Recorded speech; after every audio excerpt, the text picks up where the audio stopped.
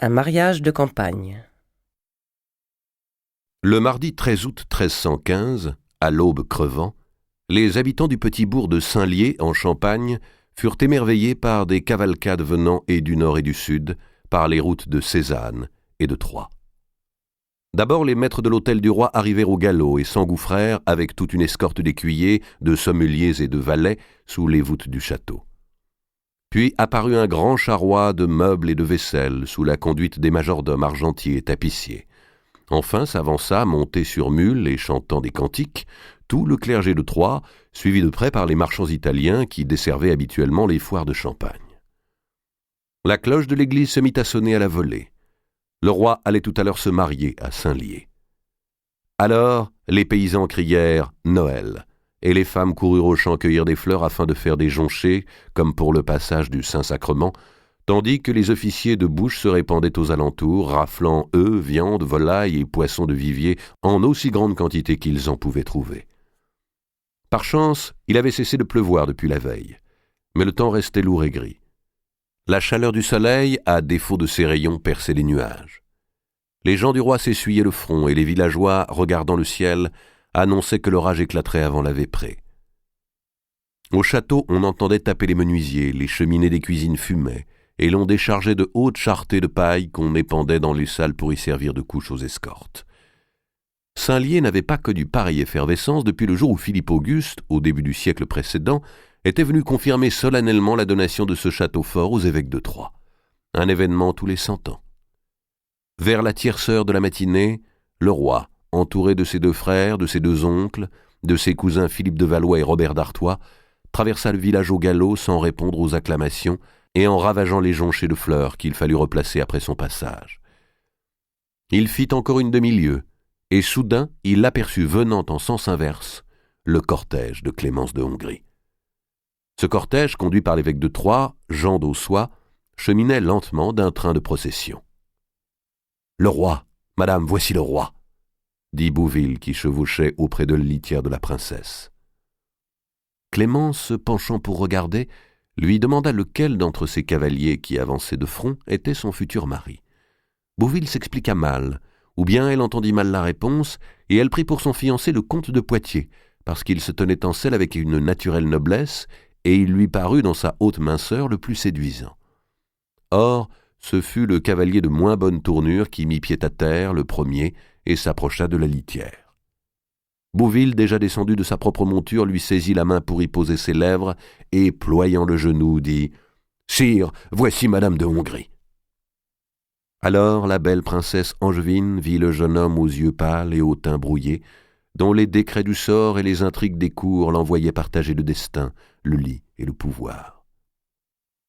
Louis X, de son côté, la contemplait sans rien dire, l'air stupéfait, au point que dans le premier moment Clémence crut qu'elle ne lui plaisait pas. Ce fut elle qui se décida à rompre le silence. « Sire Louis, dit-elle, je suis à jamais votre servante. » Cette parole parut délier la langue du hutin. Je craignais, ma cousine, que le portrait en peinture qu'on m'avait envoyé de vous ne fût trompeur et flatté, mais je vous vois plus de grâce et de beauté que l'image n'en montrait. Et il se tourna vers sa suite comme pour faire apprécier sa chance. Puis on procéda aux présentations des membres de la famille. Un seigneur de forte corpulence, habillé d'or comme s'il fût allé en tournoi, embrassa Clémence en l'appelant ma nièce, et l'assura qu'il l'avait vue enfant à Naples. Clémence comprit que c'était là Charles de Valois, le principal artisan de son mariage. Puis elle sut que l'élégant cavalier qui s'inclinait en lui disant « ma sœur » était l'aîné de ses nouveaux beaux-frères. Soudain, les mules qui portaient la litière firent un écart. Une colossale masse humaine vêtue de rouge, et dont Clémence ne parvint pas à apercevoir la tête, masqua un instant la lumière. La princesse entendit prononcer « Votre cousin, messire Robert d'Artois ».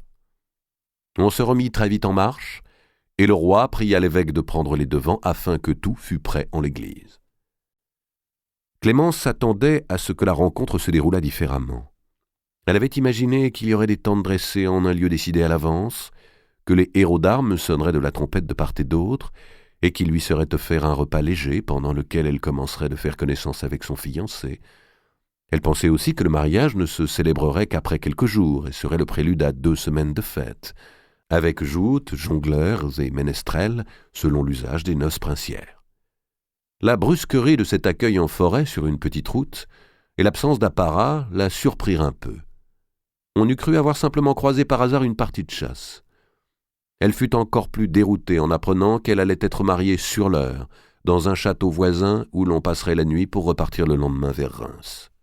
« Mon doux sire, demanda-t-elle au roi qui maintenant chevauchait à côté d'elle, retournerez-vous à la guerre ?»« Certes, madame, je vais y retourner l'an prochain, si je n'ai point poursuivi plus loin les Flamands cette année, et les ai laissés sur leur peur.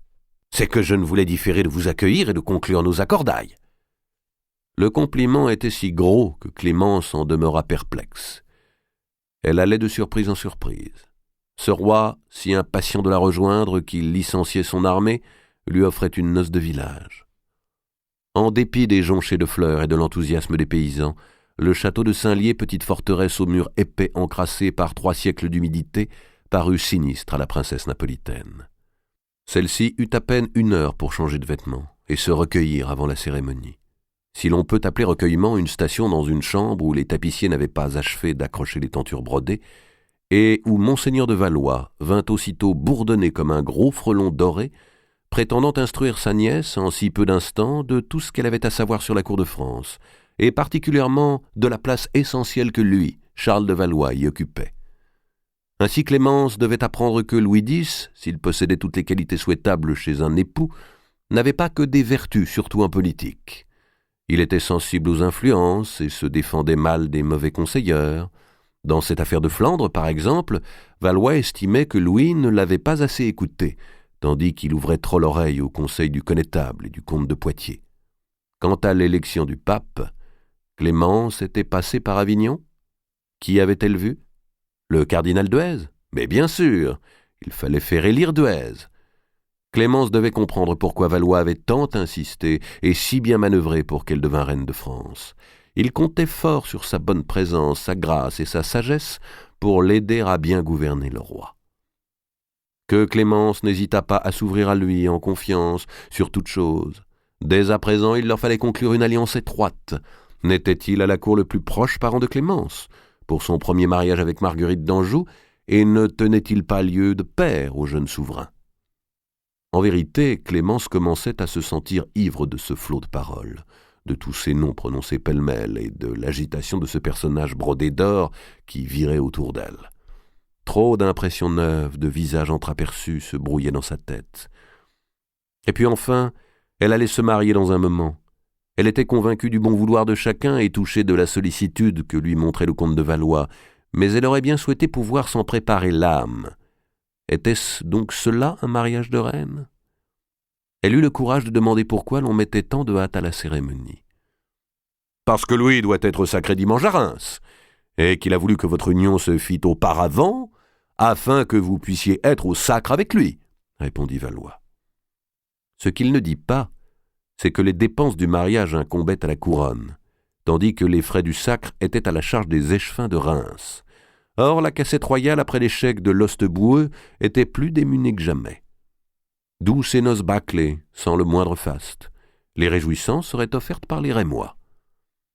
Clémence de Hongrie n'obtint un peu de paix qu'en réclamant son confesseur. Elle s'était déjà confessée le matin, mais elle voulait être bien sûre d'arriver sans péché à l'autel. N'avait-elle pas commis quelque faute vénielle dans ces dernières heures? Manquer d'humilité en s'étonnant du peu de pompe avec laquelle on la recevait, manquer de charité aussi envers Monseigneur de Valois. Tandis que s'accomplissaient les derniers préparatifs, Hugues de Bouville fut abordé dans la cour du château par messire Spinello Tolomei. Le capitaine général des Lombards, toujours aussi alerte malgré ses 60 ans et sa bonne bedaine, se rendait lui aussi à Reims car il s'était assuré de grosses fournitures pour le sacre. Il put donner à Bouville des nouvelles de Guccio, toujours hospitalisé à Marseille. « Qu'avait-il besoin de s'aller jeter à l'eau » gémit Tolomei. « Ah, il me manque bien ces jours-ci. C'est lui qui devrait courir les routes. »« Et à moi, croyez-vous qu'il ne m'a pas manqué tout le long du chemin ?» répondit Bouville. « L'escorte a dépensé le double de ce qu'aurait coûté le voyage si Guccio en avait tenu les comptes. » Tolomei était soucieux. L'œil gauche fermé, la lippe un peu pendante, il se plaignait des événements, des taxes sur les ventes, du contrôle des marchés et des dernières mesures touchant les Lombards. Cela ressemblait fort aux ordonnances du roi Philippe. Pourquoi nous avoir assuré que tout allait changer? Bouville se sépara de Tholomyès pour rejoindre le cortège nuptial. Ce fut Charles de Valois qui conduisit la fiancée à l'hôtel. Quant à Louis X, il eut à marcher seul. Aucune femme de la famille n'était auprès de lui pour figurer l'accompagnement maternel. Sa grand-tante Agnès de France, fille de Saint-Louis et duchesse douairière de Bourgogne, avait refusé de venir, et l'on comprenait assez pourquoi. Elle était la mère de Marguerite. La comtesse Mao avait prétexté un empêchement de dernière heure causé par l'agitation en Artois. Elle rejoindrait Reims directement pour le sacre, où ses fonctions de père lui faisaient obligation de paraître. Les comtesses de Valois et d'Évreux, qui, elles, étaient attendues, n'arrivèrent pas. On apprendrait qu'une erreur d'itinéraire les avait déroutées vers une chapelle Saint-Lié, distante d'une dizaine de lieues, et située dans les parages de Reims. Monseigneur Jean d'Ossoy, mitre en tête, officiait. Tout le temps que dura la messe, Clémence se reprocha de ne pas parvenir à se recueillir autant qu'elle l'eût souhaité. Elle s'efforçait d'élever sa pensée vers le ciel, suppliant Dieu de lui accorder en toutes les heures de la vie les vertus d'épouse, les qualités de souveraine et les bénédictions de la maternité. Mais ses yeux, malgré elle, s'abaissaient sur l'homme qu'elle entendait respirer à son côté, dont elle connaissait à peine les traits et dont, le soir même, elle allait partager le lit. Il avait, chaque fois qu'il s'agenouillait, une toux brève qui semblait un tic. La ride profonde qui cernait son menton trop court surprenait chez un être encore si jeune. La bouche était mince, abaissée au coin, les cheveux longs et plats d'une couleur imprécise. Et lorsque cet homme se tournait vers elle se sentait gênée par le regard de ses gros yeux pâles. Elle s'étonnait de ne pas retrouver l'état de bonheur sans mesure et sans mélange qui l'habitait au départ de Naples. « Mon Dieu, empêchez-moi d'être ingrate aux bienfaits dont vous me chargez. » Mais l'on ne commande pas en tout instant à son esprit. Et Clémence se surprit à penser que si on lui avait donné à choisir entre les 3 princes de France, elle eût préféré le comte de Poitiers. Un grand effroi la saisit, et elle faillit s'écrier « Non, je ne veux pas, je ne suis pas digne. » À ce moment, elle s'entendit répondre « Oui », d'une voix qui ne lui parut pas la sienne, à l'évêque qui lui demandait si elle voulait prendre Louis, roi de France et de Navarre, pour époux. Le premier coup de tonnerre de l'orage prévu éclata, comme on passait au doigt de Clémence un anneau trop large. Les assistants s'entre-regardèrent, et plus d'un se signa. Quand le cortège sortit, les paysans attendaient groupés devant l'église en chemise de toile et les jambes entourées de chiffons. Clémence murmura « Ne va-t-on pas leur faire l'aumône ?» Elle avait pensé tout haut, et l'on remarqua que sa première parole de reine avait été une parole de bonté. Pour lui complaire, Louis X ordonna à son chambellan de lancer quelques poignées de monnaie. Les paysans aussitôt se jetèrent au sol, et le spectacle offert à la nouvelle mariée fut celui d'une bataille sauvage sur les fleurs de la jonchée. On entendait des déchirures d'étoffes, des grognements sourds, comme en poussent les truies, et des chocs de crâne. Les barons s'amusaient fort à contempler cette mêlée. L'un des vilains, plus large et plus lourd que les autres, écrasait de son pied les mains qui avaient attrapé une piécette et les forçait à s'ouvrir. « Voilà un goujat qui me paraît savoir y faire !» dit Robert d'Artois en riant. « À qui est-il ? Je l'achète volontiers !» Et Clémence vit avec des plaisirs que Louis, lui aussi, riait. « Ce n'est pas ainsi qu'on donne, pensa-t-elle. Je lui apprendrai. » La pluie se mit à tomber. Les tables avaient été dressées dans la plus grande salle du château. Le repas dura 5 heures. « Et voilà, je suis reine de France », se disait Clémence. Elle ne s'habituait pas à cette idée. Elle ne s'habituait d'ailleurs à rien, la gloutonnerie de ces seigneurs français la stupéfiait. À mesure que circulait le vin, le ton des voix montait. Seule femme à ce banquet d'hommes et de guerre, Clémence voyait tous les regards converger sur elle et devinait qu'au bout de la salle, les propos prenaient un tour assez gras. De temps à autre, l'un des convives s'absentait. Mathieu de Trie, le grand chambellan, cria « Le roi notre sire défend qu'on pisse dans l'escalier par lequel il passera !» Comme on était au 4e service de 6 plats chacun, dont un cochon entier présenté sur sa broche et un paon avec sa roue reconstituée autour du croupion, 2 écuyers s'avancèrent portant un pâté monumental qu'ils déposèrent devant le couple royal. On fendit la croûte, et un renard vivant surgit du pâté, aux exclamations de l'assistance. Faute d'avoir pu préparer les pièces montées et des châteaux en sucrerie qui eussent réclamé plusieurs jours de fabrication, les cuisiniers s'étaient distingués de cette manière. Le renard affolé avait sauté dans la salle où il tournoyait, la queue rousse et touffue au ras des dalles, et ses beaux yeux brillants un peu laiteux, tout apeurés. « Au goupil ! Au goupil !» hurlèrent les seigneurs en bondissant de leur siège.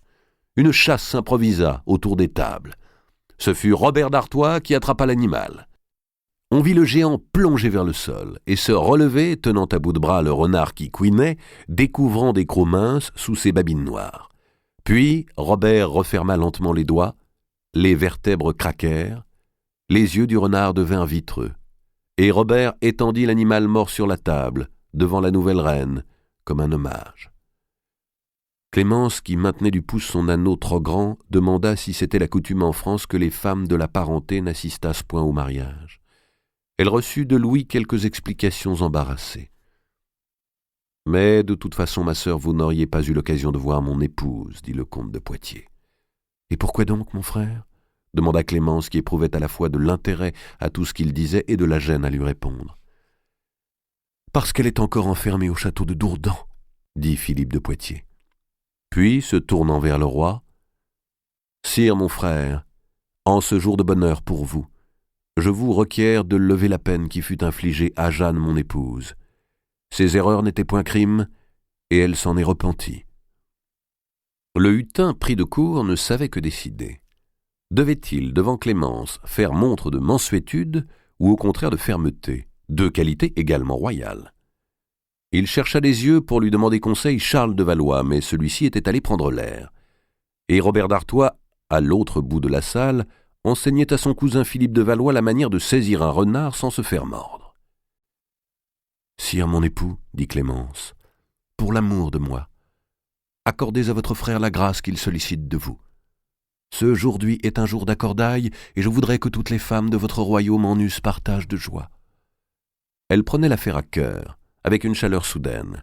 Elle se sentait comme soulagée d'entendre Philippe de Poitiers parler de sa femme et exprimer le désir qu'elle rentrât au foyer. Louis avait fortement dîné et vidé sa coupe un peu plus souvent qu'il n'eût convenu. L'instant approchait où il allait étreindre ce beau corps calme dont il était désormais le maître. Il n'avait pas à l'esprit à peser les conséquences politiques de ce qu'on lui demandait. « Il n'est rien, mamie, que je ne veuille faire pour vous plaire, » répondit-il. « Mon frère, vous pouvez reprendre madame Jeanne et la ramener parmi nous quand il vous plaira. » Charles de la Marche, qui avait suivi avec attention le dialogue, dit alors « Et pour Blanche, sire mon frère, que décidez-vous? M'autorisez-vous ?»« Pour Blanche, jamais !» coupa le roi. « Seulement d'aller la visiter à Château-Gaillard et la faire mettre en un couvent où elle aura un traitement moins dur. »« Jamais !» répéta le hutin d'un ton qui interdisait toute insistance. Si les ressentiments de Louis à l'égard de Jeanne de Bourgogne, pour la part qu'elle avait eue dans ses infortunes conjugales, se trouvaient assez atténués par le fait même du remariage, en revanche, grande était sa terreur que Blanche, sortie de forteresse et de l'isolement absolu, pût divulguer les circonstances de la mort de Marguerite. Cette crainte inspira au hutin pour une fois une décision rapide et sans appel. Clémence, jugeant sage de s'en tenir à sa première victoire, n'osa pas intervenir. « N'aurais-je donc plus jamais le droit d'avoir épouse ?» reprit Charles. « Laissez faire le sort, mon frère, » répondit Louis. Le beau visage, mais assez mou de Charles de la Marche, prit une expression boudeuse et butée. « Il semble que le sort favorise plus Philippe que moi. » Et, dès cet instant, Charles de la Marche conçut du ressentiment, non contre son frère le roi, mais contre son frère Poitiers.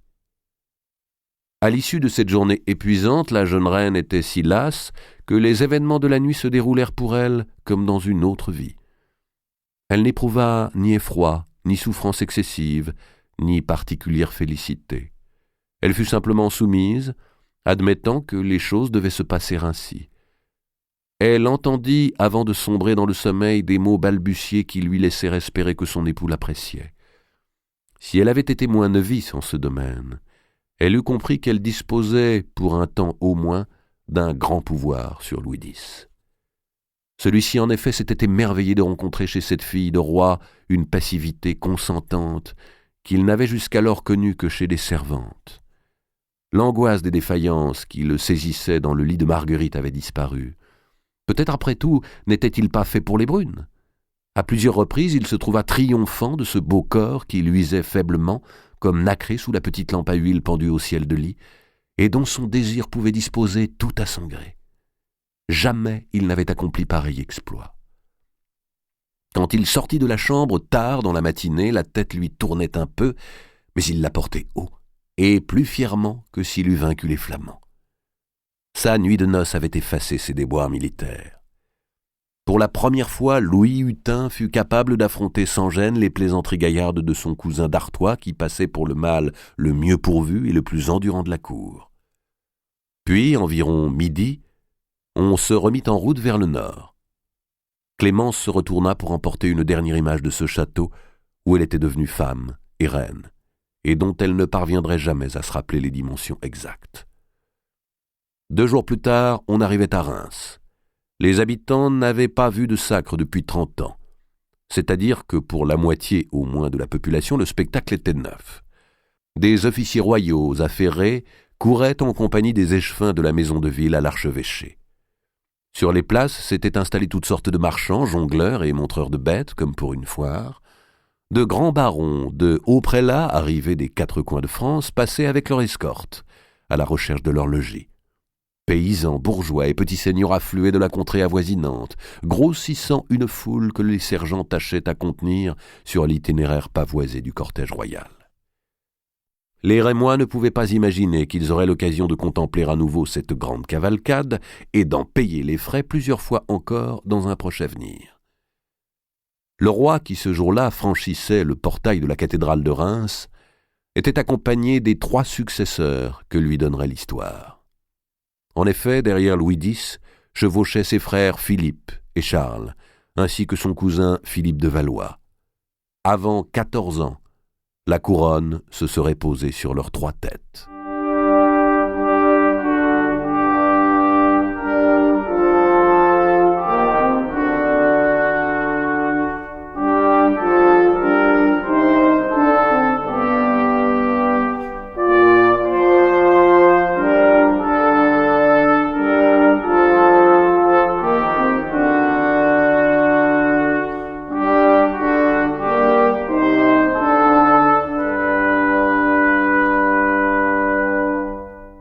Deuxième partie, après la Flandre, l'Artois. Les alliés. De toutes les fonctions humaines, celle qui consiste à gouverner ses semblables, encore que la plus enviée, est la plus décevante, car elle n'a jamais de fin et ne permet à l'esprit aucun repos. Le boulanger qui a sorti sa fournée, le bûcheron devant son chêne abattu, le juge qui vient de rendre un arrêt, l'architecte qui voit poser le faîte d'un édifice, le peintre, une fois terminé son tableau, peuvent, pour un soir au moins, connaître cet apaisement relatif que procure un effort mené à son terme. L'homme de gouvernement, jamais. À peine une difficulté politique paraît-elle aplanie qu'une autre, qui se formait justement pendant qu'on réglait la première, exige une attention immédiate. Le général vainqueur profite longuement des honneurs de sa victoire. Mais le ministre doit affronter les nouvelles situations nées de cette victoire même. Aucun problème ne tolère de rester longtemps irrésolu, car tel qui semble aujourd'hui secondaire demain prendra une importance tragique. L'exercice du pouvoir n'est guère comparable qu'à celui de la médecine, qui connaît également cet enchaînement sans trêve, cette primauté des urgences, cette constante surveillance de troubles bénins parce qu'ils peuvent être symptômes de lésions graves, enfin ce perpétuel engagement de la responsabilité en des domaines où la sanction dépend de circonstances futures. L'équilibre des sociétés, comme la santé des individus, n'a jamais un caractère définitif et ne peut représenter un labeur achevé. Le métier de roi, au temps où les rois gouvernaient eux-mêmes, comportait ces servitudes ininterrompues. À peine Louis X était-il parvenu à mettre en sommeil les affaires de Flandre, se résignant à les laisser pourrir puisqu'il ne pouvait les résoudre, à peine avait-il couru à Reims, se faire revêtir du prestige mythique que le sacre conférait au souverain, fut-il le moins aimable, le moins compétent des monarques, qu'aussitôt de nouveaux troubles éclatèrent dans le nord de la France. Les barons d'Artois, ainsi qu'ils l'avaient promis à Robert, n'avaient pas désarmé en rentrant de l'Ost-Boueux. Ils parcouraient le pays avec leurs bannières, tâchant de gagner les populations à leur cause. Toute la noblesse leur était acquise, et par là les campagnes. La bourgeoisie des villes était partagée. Arras, Boulogne, Thérouanne faisaient cause commune avec les ligueurs. Calais, Avesnes, Bapaume, Ayr, Lens, Saint-Omer demeuraient fidèles à la comtesse Mao. Le comté montrait une agitation fort proche de l'insurrection. La haute noblesse était représentée dans la Ligue par Jean de Fienne, beau-frère du comte de Flandre, ce qui rendait le mouvement de révolte particulièrement inquiétant. Pour la procédure, les conjurés disposaient d'un des leurs, Gérard Quirez, homme fort habile à formuler les doléances, rédiger les pétitions et conduire les actions juridiques devant le Parlement et le Conseil du roi. Les sires de Soistre et de Caumont dirigeaient les rassemblements militaires. Tous travaillaient pour le comte et sous l'inspiration de Robert d'Artois. Leurs revendications étaient de deux sortes. D'une part, ils requéraient l'application immédiate et intégrale de la charte dont ils avaient obtenu l'octroi récemment et qui restaurait les coutumes du temps de Saint-Louis. D'autre part, ils réclamaient des changements de personnes dans l'administration du comté et avant tout le renvoi du chancelier de Mao, Thierry d'Hirson, leur bête noire. Leurs exigences, si elles avaient été satisfaites, eussent conduit la comtesse Mao à être privée de toute autorité dans son apanage, ce qu'espérait fermement Robert. Mais Mao n'était pas femme à se laisser dépouiller. Rusant, discutant, promettant s'en tenir, feignant de céder un jour pour tout remettre en question le lendemain, elle cherchait à gagner du temps par n'importe quel moyen. Les coutumes ? Certes, on allait appliquer les coutumes, mais il fallait auparavant mener enquête, afin qu'on connût bien précisément quelles étaient les coutumes d'autrefois en chaque seigneurie. Les prévôts, les officiers, le chancelier lui-même. S'ils avaient failli ou abusé de leurs fonctions, elle les châtierait sans pitié. Pour cela aussi, elle était résolue à faire enquêter. Et puis, l'on portait le débat devant le roi, qui n'y comprenait rien et songeait à ses autres soucis.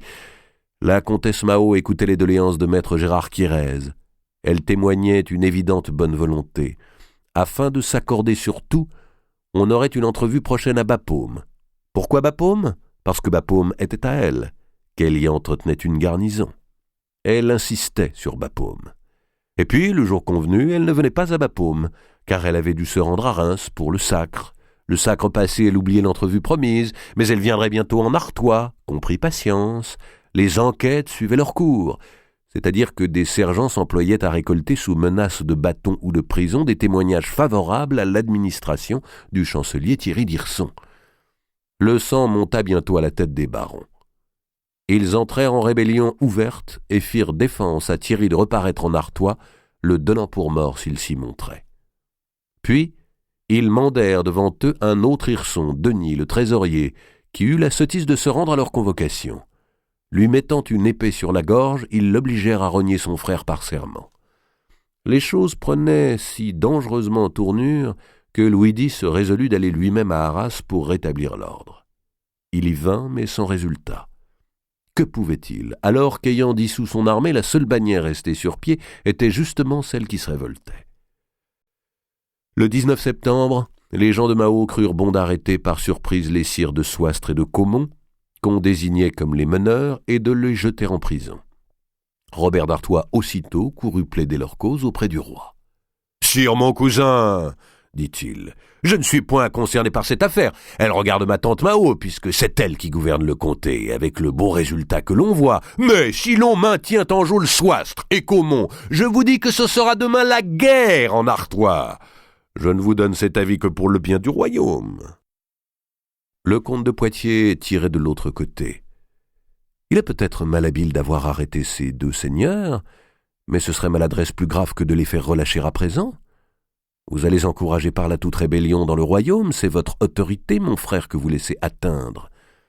Charles de Valois s'emporta. « C'est assez, mon neveu !» s'écria-t-il en s'adressant à Philippe de Poitiers. « Que de vous avoir rendu votre femme qui justement sort de Dourdan ces jours-ci. N'allez pas déjà plaider la cause de sa mère. Il ne faut point demander au roi d'ouvrir les prisons pour qui vous plaît et de les fermer sur qui vous déplaît. »« Je ne vois point de semblance, mon oncle, répondit Philippe. Moi, je la vois. et l'on croirait tout juste que la comtesse Mao dirige vos démarches. » Finalement, le hutin prescrivit à Mao de faire libérer les deux seigneurs. Dans le clan de la comtesse, un mauvais jeu de mots commença de circuler. Notre sire Louis, pour l'heure, est tout à la clémence. Soistre et Caumont, deux gaillards qui se complétaient à merveille, l'un étant fort en gueule et l'autre rude au cou, sortirent de leur semaine de détention avec l'auréole du martyre. Le 26 septembre, ils rassemblaient à Saint-Paul tous leurs partisans, qui s'intitulaient maintenant les Alliés. Soistre parla d'abondance, et la grossièreté de son langage autant que la violence de ses propositions emportèrent l'approbation de l'auditoire. Il fallait refuser de payer les impôts, et pendre tous les prévôts, receveurs, sergents ou représentants de la comtesse. Le roi avait dépêché deux conseillers, Guillaume Flotte et Guillaume Pommier, pour prêcher l'apaisement et négocier une nouvelle entrevue, à Compiègne cette fois. Les alliés acceptèrent le principe de l'entrevue, mais à peine les deux Guillaume avaient-ils quitté la séance qu'un émissaire de Robert d'Artois arriva, tout suant et essoufflé d'avoir trop longtemps galopé. Il portait au baron un simple renseignement. La comtesse Mao, entourant son déplacement de beaucoup de secrets, arrivait elle-même en Artois. Elle serait le lendemain au manoir de Witz, chez Denis d'Hirson. Quand Jean de Fienne eut rendu publique cette nouvelle, Soistre s'écria « Nous savons désormais, messire, ce que nous avons à faire !» Les routes d'Artois résonnèrent cette nuit-là d'un bruit de chevauchée et de cliquetis d'armes. Jeanne, comtesse de Poitiers. Le grand char de voyage, tout sculpté, peint et doré, glissait entre les arbres. Il était si long qu'il fallait parfois s'y prendre en 2 temps pour lui faire franchir les tournants, et les hommes d'escorte mettaient pied à terre afin de le pousser dans les raidillons. Bien que l'énorme caisse de chêne fût posée à même les essieux, on ne sentait pas trop à l'intérieur les cahots du chemin, tant il y avait de coussins et de tapis accumulés. 6 femmes y étaient installées un peu comme dans une chambre, bavardant, jouant aux osselets ou aux devinettes. On entendait bruisser les basses branches contre le cuir du toit. Jeanne de Poitiers écarta le rideau peint de fleurs de lys et des 3 châteaux d'or d'Artois. « Où sommes-nous » demanda-t-elle. « Nous longeons l'Authie, madame, » répondit Béatrice d'Hirson. « Nous venons de traverser aussi le château.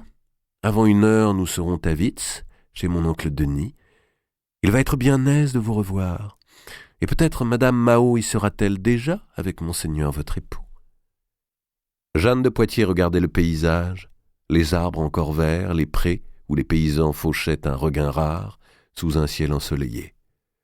Comme il arrive souvent après les étés mouillés, le temps en cette fin de septembre s'était mis au beau. « Madame Jeanne, je vous en prie, ne vous penchez pas ainsi à tout moment, » reprit Béatrice. « Madame Mao a recommandé que vous preniez bien garde à ne point vous montrer lorsque nous serions en Artois. » Mais Jeanne ne pouvait pas se contenir. Regardez. Elle ne faisait rien d'autre depuis 8 jours qu'elle était libérée. Comme un affamé se gorge de nourriture sans croire qu'il pourra jamais se rassasier, elle reprenait par le regard possession de l'univers. Les feuilles aux arbres, les nuages légers, un clocher qui se dessinait dans le lointain, le vol d'un oiseau, l'herbe des talus, tout lui paraissait d'une exaltante splendeur. Lorsque les portes du château de Dourdan s'étaient ouvertes devant elle, et que le capitaine de la forteresse, s'inclinant fort bas, lui avait offert ses vœux de bonne route, en lui exprimant combien il s'était senti honoré de l'avoir eue pour hôte, Jeanne avait été prise d'une sorte de vertige. « Me réhabituerai-je jamais à la liberté ?» se demanda-t-elle. À Paris, une déception l'attendait. Sa mère avait dû partir précipitamment pour l'Artois, mais elle lui avait laissé son char de voyage ainsi que plusieurs dames de parage et de nombreuses servantes. Tandis que tailleurs, couturières et brodeuses se hâtaient de lui reconstituer une garde-robe, Jeanne avait profité de cet arrêt de quelques jours pour parcourir en compagnie de Béatrice la capitale. Elle s'y sentait comme une étrangère venue de l'autre bout du monde et émerveillée par tout ce qu'elle voyait. Les rues. Elle ne se lassait pas du spectacle des rues. Les étalages de la galerie Mercière, les boutiques du quai des Orfèvres. Elle avait envie de tout palper, de tout acheter. Encore qu'elle gardât ce maintien distant, contrôlé, qui avait toujours été le sien, ses yeux brillaient, son corps s'animait d'une joie sensuelle au toucher des brocarts, des perles, des bijoux. Et pourtant, elle ne pouvait chasser le souvenir d'être venue en ces mêmes boutiques, avec Marguerite de Bourgogne, Blanche, les frères d'Aunay. Je m'étais assez promis en ma prison, si jamais j'en sortais, se disait-elle, de ne plus accorder mon temps aux choses frivoles. D'ailleurs, je ne m'y complaisais pas tellement naguère. D'où me vient cette fringale que je ne puis réprimer? Elle observait les toilettes des femmes, notait des détails nouveaux sur les coiffes, les robes et les surcots. Elle cherchait à lire dans les yeux des hommes l'impression qu'elle produisait. Les compliments muets qu'elle recevait, la manière dont les jeunes gens tournaient la tête pour suivre son passage, pouvaient la rassurer pleinement. À sa coquetterie, elle trouvait une excuse hypocrite. « J'ai besoin de savoir si je possède encore des charmes pour mon époux. » À vrai dire, ces 16 mois de détention l'avaient peu marquée. Le régime de Dourdan n'était en rien comparable à celui de Château-Gaillard. Jeanne y disposait d'un logis décent, d'une servante. Elle était autorisée à lire, à broder et même à se promener dans le verger du château. Elle s'était ennuyée intolérablement plus qu'elle n'avait souffert. Sous de fausses nattes roulées autour des oreilles, son cou mince soutenait toujours avec la même grâce sa tête petite, aux pommettes hautes, aux yeux dorés et allongés vers les tempes, ses yeux qui faisaient songer comme sa démarche, comme toute sa personne, au blond lévrier de Barbarie. Jeanne ressemblait bien peu à sa mère, sinon par la robustesse de la santé, et tenait plutôt, pour l'apparence, du côté du feu comte Palatin, qui avait été un seigneur plein d'élégance. Maintenant qu'elle approchait du but de son voyage, Jeanne sentait croître son impatience.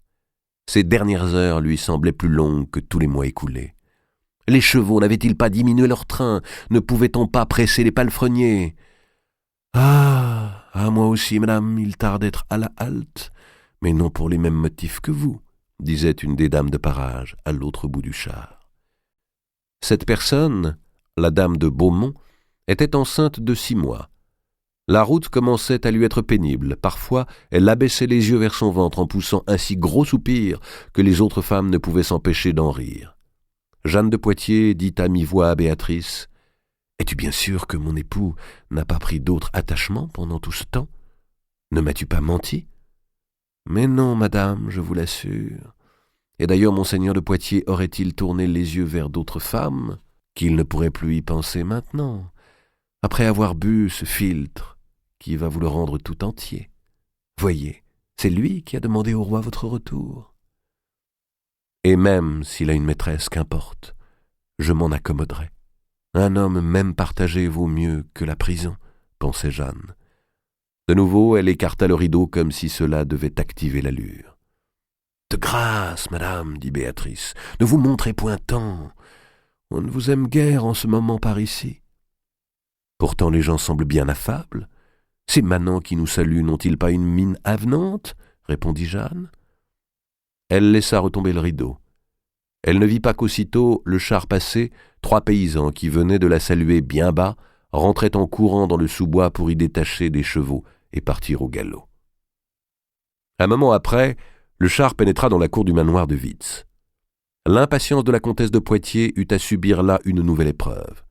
Denis d'Hirson, en l'accueillant, lui apprit que ni la comtesse d'Artois ni le comte de Poitiers n'étaient venus et qu'il l'attendait au château d'Hesdin, à 10 lieues plus au nord.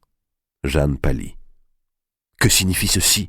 demanda-t-elle en aparté à Béatrice. « Ne dirait-on pas une dérobade pour ne point me voir ?» Et une brusque angoisse lui vint.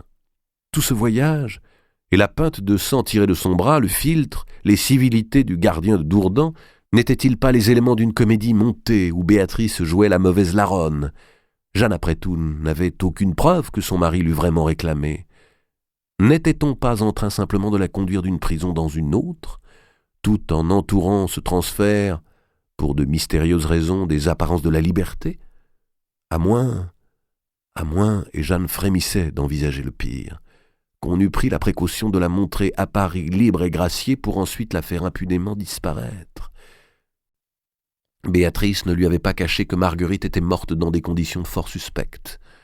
Jeanne se demandait si elle n'allait pas subir un sort semblable. Elle apprécia peu le repas que Denis d'Hirson lui offrit. L'état de bonheur qu'elle connaissait depuis 8 jours avait fait place brusquement à une atroce anxiété, et elle cherchait à lire son destin sur les visages qui l'entouraient. Béatrice, la voix traînante et toujours vaguement ironique, était impénétrable. Son oncle, le trésorier, lui, parlait à peine, répondait de travers aux questions et montrait tous les signes de la préoccupation. Il y avait là 2 seigneurs, les sires de Licques et de Nédonchel, qui avaient été présentés à Jeanne comme ses escorteurs jusqu'à Hesdin. Elle leur trouvait la mine peu avenante. N'était-il pas chargé d'une sinistre besogne à quelque tournant de route? Nul, s'adressant à Jeanne, ne faisait allusion à sa détention. Tout le monde affectait d'ignorer qu'elle eût jamais été en prison, et cela même ne la rassurait guère. Les conversations, auxquelles elle ne comprenait rien, roulaient uniquement sur la situation en Artois, sur les coutumes, sur l'entrevue de Compiègne proposée par les envoyés du roi, sur les troubles. « N'avez-vous point remarqué, madame, d'agitation sur votre chemin, ni de rassemblement d'hommes en armes ?» demanda Denis d'Hirson à Jeanne.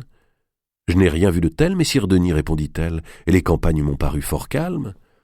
On m'a pourtant signalé des mouvements. 2 de nos prévôts ont été attaqués ce matin. » Jeanne inclinait de plus en plus à croire que toutes ces paroles n'avaient d'autre objet que d'endormir sa méfiance. Il lui semblait qu'un filet invisible se resserrait. Elle se sentait seule, abominablement seule. La dame enceinte mangeait avec une extraordinaire gloutonnerie et continuait à pousser de gros soupirs en regardant son ventre. Le sire de Nédonchel, homme aux longues dents, au visage jaune et aux épaules voûtées, disait « La comtesse Mao, je vous assure, messire Denis sera forcée de céder. Usez de votre empire sur elle, qu'elle cède au moins en partie, qu'elle renonce à votre frère. Si dur qu'il nous soit de vous le dire, et qu'elle feigne d'y renoncer, car jamais les alliés ne voudront traiter tant qu'il sera chancelier. Le sire de Licques et moi-même risquons gros à demeurer fidèles à la comtesse. Tout en faisant mine d'agir avec les autres barons, plus elle attend, plus son neveu Robert gagne sur les esprits. » À ce moment, un sergent nu-tête et hors d'haleine pénétra dans la salle du repas. « Qu'y a-t-il, Cornillo » demanda Denis d'Hirson. Le sergent Cornillo chuchota quelques phrases hachées à l'oreille de Denis d'Hirson. Celui-ci devint blême, rabattit la nappe qui lui couvrait les genoux, sauta de son banc. « Un moment, messeigneurs, il me faut aller voir !» Et il s'enfuit à toutes jambes par une des petites portes de la salle, suivi de Cornillo qui lui collait aux chausses. Leurs pas précipités décrurent dans les escaliers. L'instant d'après, alors que les convives n'étaient pas encore revenus de leur surprise, une grande clameur monta de la cour.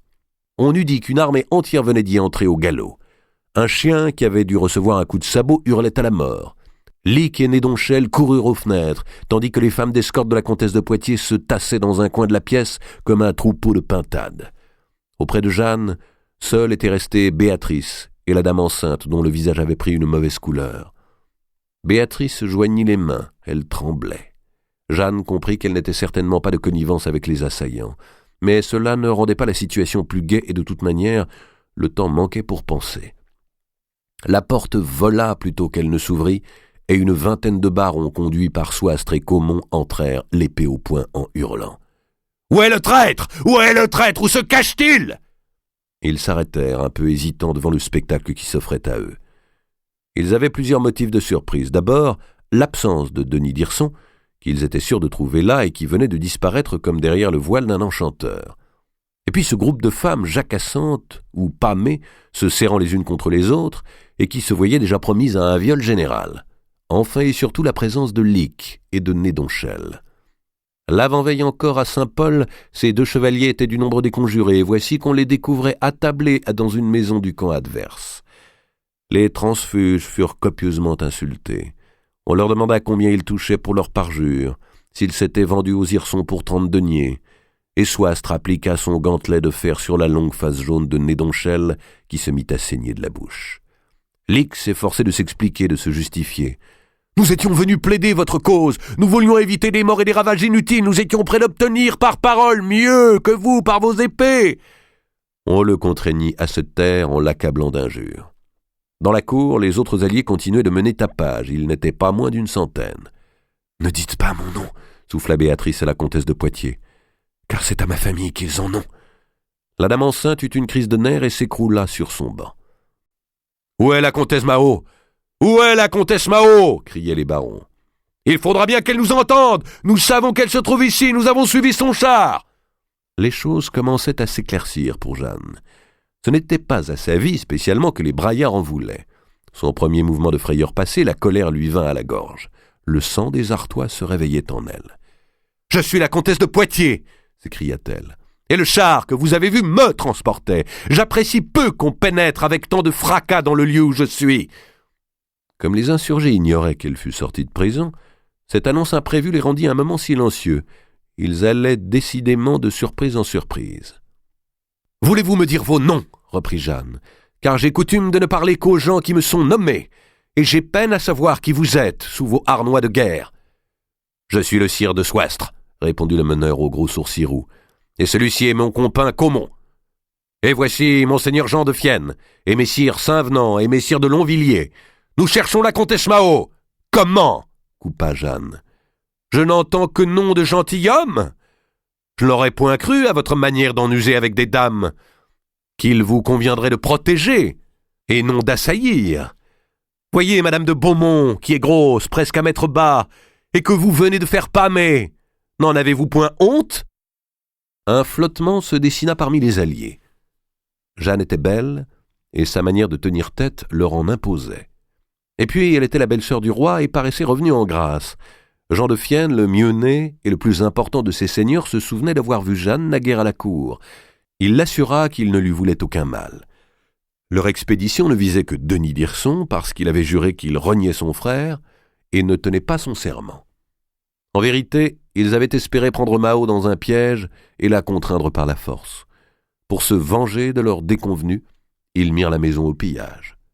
Pendant 1 heure, le manoir de Witz résonna du fracas des portes claquées, de l'éventrement des meubles et des bris de vaisselle. On arrachait les murs tapisseries et tentures, on raflait l'argenterie sur les crédences. Puis, un peu calmés, mais toujours menaçants, les insurgés furent remonter Jeanne et ses femmes dans le grand char doré. Souastre et Caumont prirent le commandement de l'escorte, et le char, environné d'un bruissement d'acier, s'engagea sur la route d'Hesdin. Les alliés de cette façon étaient sûrs maintenant de parvenir jusqu'à la comtesse d'Artois. À la sortie du bourg d'Éverny, distant d'environ 1 lieue, un arrêt se produisit. Quelques alliés, lancés à la recherche de Denis d'Hirson, venaient de le rattraper au moment où il essayait de franchir l'Authie en traversant les marécages. Il apparut crotté, battu, saignant, enchaîné et titubant entre 2 barons à cheval. « Que vont-ils lui faire ? Que vont-ils lui faire » murmura Béatrice.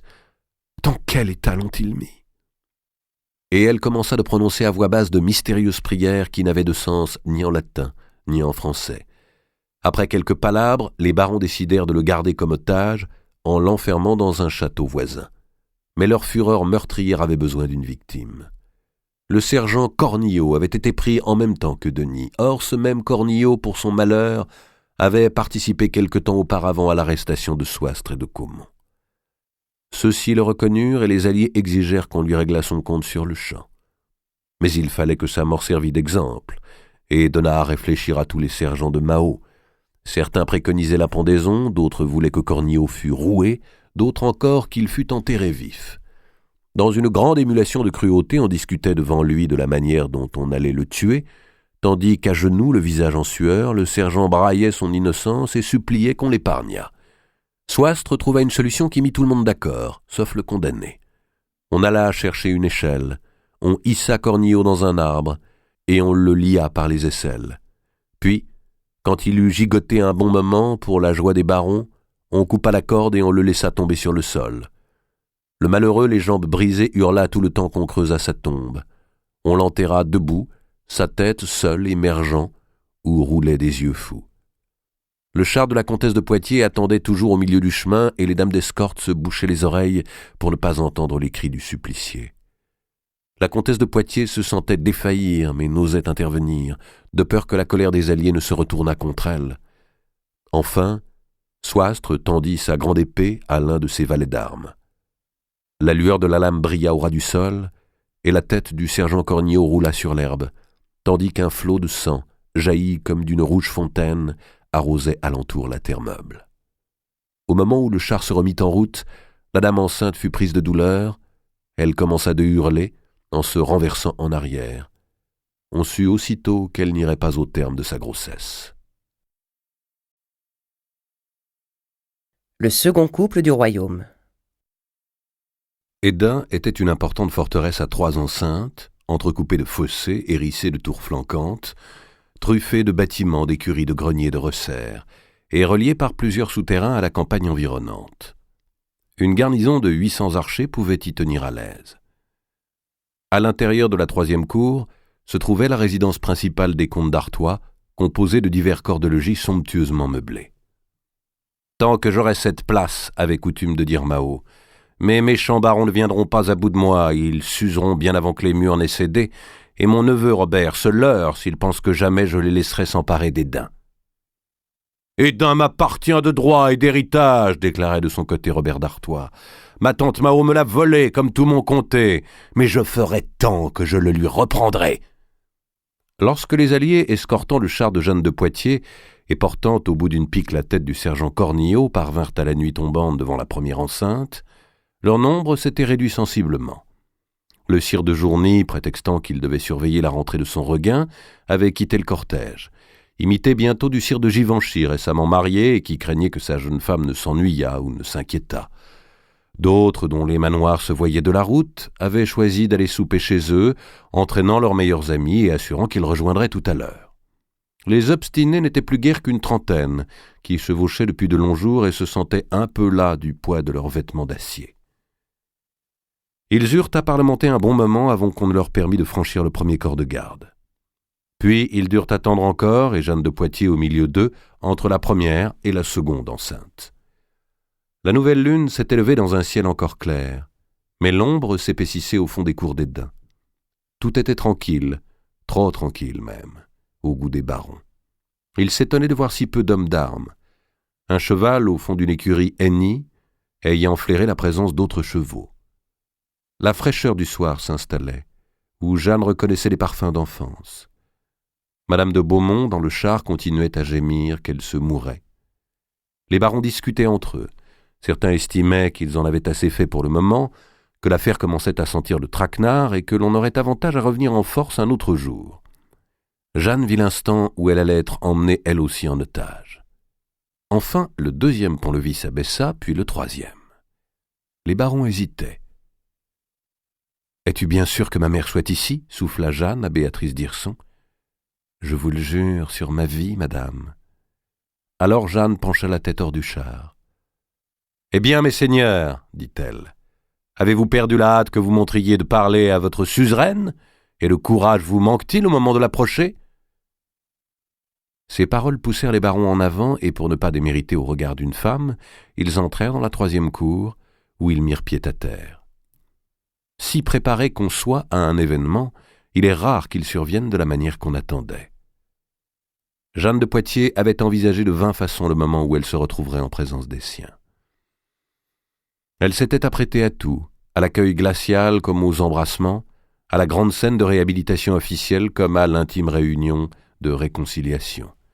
Pour chaque éventualité, elle avait construit son attitude et prévu ses paroles.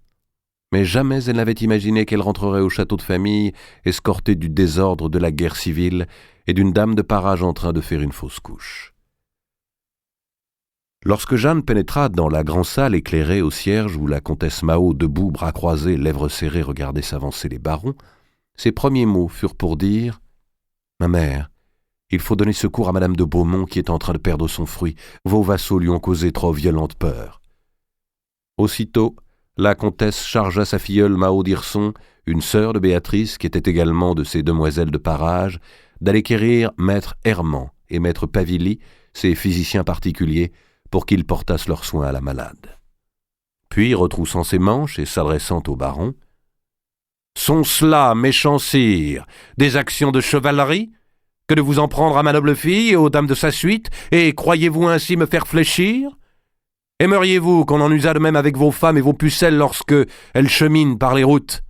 Allons, répondez, et dites-moi quelle est l'excuse à vos forfaits pour lesquels je demanderai punition au roi !»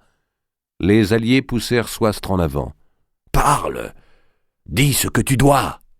Soistre toussa pour s'éclaircir la gorge. Il avait tant parlé, vitupéré, crié ses griefs, harangué ses partisans, que maintenant, au moment le plus important, la voix lui manquait. « Or ça, madame, commença-t-il d'un ton enroué, nous voulons savoir si vous allez enfin désavouer votre mauvais chancelier qui étouffe nos requêtes et consentir à nous reconnaître nos coutumes, comme elles étaient du temps de Saint-Louis. » Il s'interrompit parce qu'un nouveau personnage entrait dans la pièce et que ce personnage était le comte de Poitiers. La tête un peu inclinée vers l'épaule, il avançait à longs pas tranquilles. Les barons, qui ne s'attendaient pas à voir surgir ainsi le frère du roi, se tassèrent les uns contre les autres. « Mais, Seigneur, dit le comte de Poitiers. » Il s'arrêta, ayant aperçu Jeanne. Il vint à elle et la baisa sur la bouche, de la façon la plus naturelle du monde, devant toute l'assistance, pour bien prouver par là que sa femme était pleinement revenue en grâce et que donc les intérêts de Mao étaient pour lui affaires de famille. « Alors, mes seigneurs, reprit-il, vous voici mécontents ? Eh bien, nous aussi. Alors, si nous nous entêtons de part et d'autre, et usons de violence, nous n'arriverons à rien de profitable. Ah, je vous reconnais, Baillancourt, vous étiez à Lost. La violence et le recours des gens qui ne savent pas penser. Je vous salue, Caumont. Ah, mon cousin de Fienne, je n'attendais pas votre visite en telle compagnie. » En même temps, il passait parmi eux, les dévisageant, s'adressant nommément à ceux qu'il avait déjà eu l'occasion de voir, et leur tendant la main à plat pour qu'ils y posassent leurs lèvres en signe d'hommage. « Si la comtesse d'Artois voulait vous châtier les mauvais usages que vous venez d'avoir envers elle, cela lui serait facile. Messire de Soistre, regardez par cette fenêtre et dites-moi si vous auriez chance d'échapper. » Quelques alliés se portèrent aux fenêtres. Les murs s'étaient garnis de casques qui se découpaient sur le crépuscule. Une compagnie d'archers s'installait dans la cour et des sergents se tenaient prêts au premier signe à remonter les ponts et à faire choir les herses. « Fuyons, s'il est temps !» murmurèrent certains. « Mais non, mes seigneurs, ne fuyez pas. Votre fuite ne vous mènerait pas plus loin que le second mur. Encore une fois, je vous dis que nous voulons éviter la violence, et je prie votre suzeraine de ne point user des armes contre vous. N'est-ce pas, ma mère ?» La comtesse Mao approuva d'un bref signe de tête. « Tentons de résoudre autrement nos différends, » poursuivit le comte de Poitiers en s'asseyant. Il convia les barons à en faire autant et demanda qu'on leur servît à boire. Comme il n'y avait pas assez de sièges pour tous, quelques-uns s'assirent à même le sol. Cette alternance de menaces et de courtoisie les désorientait. Philippe de Poitiers leur parla longuement.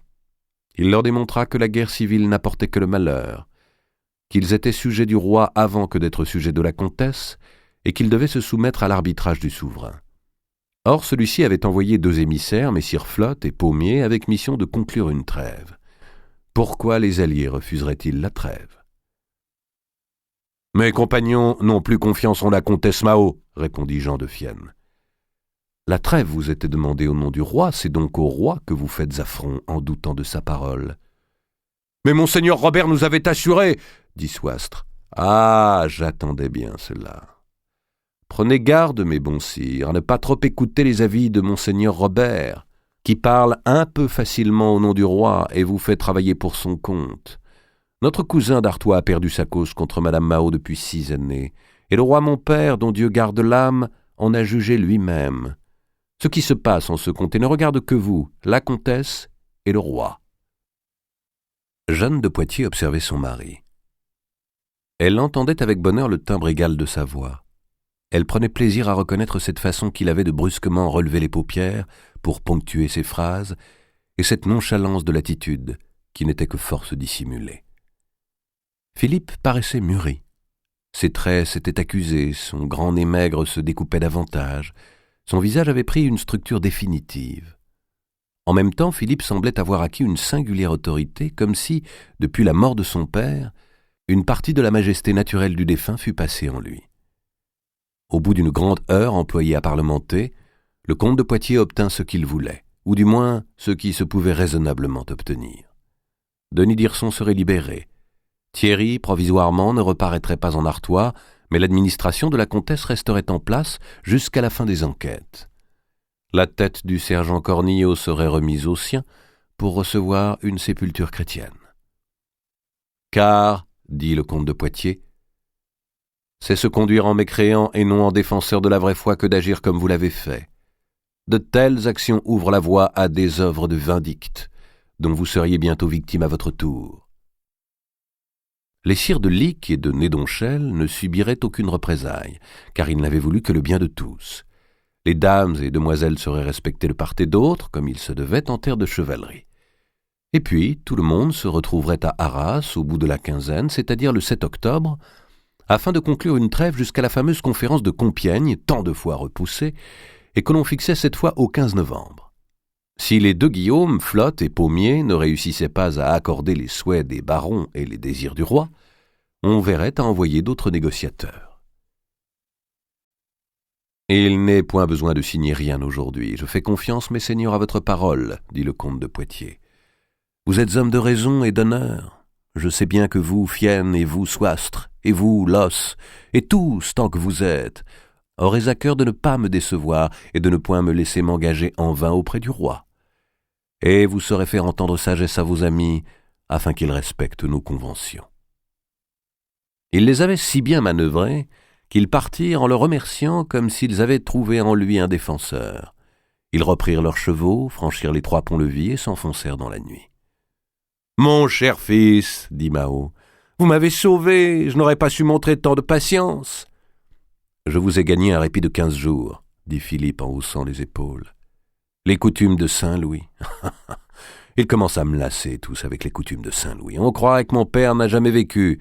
Faut-il donc toujours, quand un grand roi a fait progresser le royaume, qu'il se trouve des sots pour s'obstiner à revenir en arrière? Et mon frère les encourage. »« Ah, quelle pitié, Philippe, que vous ne soyez roi, dit Mao. » Philippe ne répondit pas. Il regardait sa femme. Celle-ci, maintenant que ses frayeurs étaient dissipées et qu'elle touchait au terme de tant de mois d'espérance, sentait soudain toute force se retirer d'elle et luttait contre les larmes. Pour cacher son trouble, elle allait à travers la pièce, reprenant contact avec les lieux de sa jeunesse.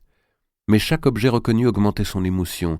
Elle touchait l'échiquier de jaspe et calcédoine sur lequel elle avait appris à jouer. « Tu vois, rien n'est changé ?» dit Mao. « Non, rien n'est changé », répéta Jeanne, la gorge serrée. Elle se détourna vers la librairie, l'une des plus riches du royaume, en dehors des librairies de monastères, et qui contenait 12 volumes. Jeanne caressa du doigt les reliures. Les Enfances d'Augier, la Bible en français, la vie des saints, le roman de Renard, le roman de Tristan. Elle avait tant de fois regardé en compagnie de sa sœur Blanche les belles enluminures peintes sur les feuilles de parchemin. Et l'une des dames de Mao leur faisait la lecture. « Celui-ci, tu le connais, oui, je l'avais déjà acheté, dit Mao en montrant le roman de la Violette. » Elle cherchait à dissiper la gêne qui les gagnait tous trois.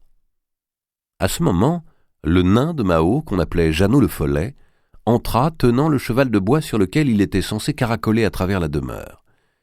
Âgé de plus de 40 ans, il avait une tête large, avec de gros yeux de chien et un petit nez camus. Il arrivait tout juste à la hauteur des tables. On le vêtait d'une robe brodée de bestelettes. Lorsqu'il aperçut Jeanne, il eut un grand saisissement. Sa bouche s'ouvrit, mais sans rien prononcer, et au lieu d'avancer en faisant des cabrioles, comme c'était son devoir, il courut précipitamment vers la jeune femme et s'aplatit au sol pour lui baiser les pieds. La réticence de Jeanne, son contrôle sur elle-même, cédèrent d'un coup. Brusquement, elle se mit à sangloter, se tourna vers le comte de Poitiers, vit qu'il lui souriait et se jeta dans ses bras en balbutiant « Philippe, Philippe, enfin, je vous ai retrouvé. » La dure comtesse Mao éprouva un petit pincement au cœur parce que sa fille s'était élancée vers son mari et non vers elle pour pleurer de bonheur. « Mais que souhaitais-je d'autre ?» pensa Mao. « Allons, c'est cela le plus important, j'ai réussi. » « Philippe, votre femme est lasse, dit-elle. Conduisez-la dans vos appartements, on vous y montrera votre souper. » Et comme il passait près d'elle, elle ajouta plus bas « Je vous avais bien dit qu'elle vous aimait. » Elle les contempla tandis qu'il passait la porte. Puis elle fit signe à Béatrice d'Hirson de les suivre discrètement. Plus tard dans la nuit, alors que la comtesse Mao, pour réparer ses fatigues, avalait au lit son 6e et dernier repas, Béatrice entra, un demi-sourire aux lèvres. « Alors, dit Mao. »« Alors, madame, le philtre a bien eu l'effet que nous en attendions. À présent, ils dorment. » Mao se renversa un peu sur ses oreillers. « Dieu soit loué, dit-elle. Nous avons refait le second couple du royaume.